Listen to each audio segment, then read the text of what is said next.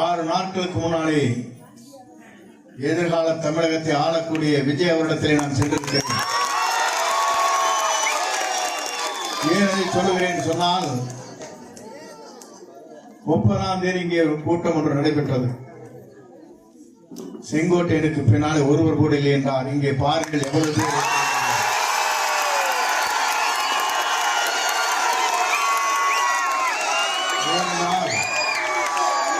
நான் உங்களோடு இருக்குவன்.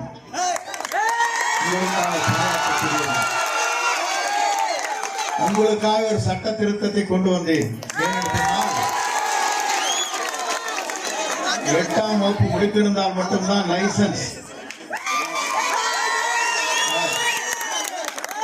இது உங்களுக்கு கொண்டு வந்த திட்டம் இன்றைக்கு தமிழகத்திலே மட்டும் இந்தியாவில் உருவாக்கப்பட்டு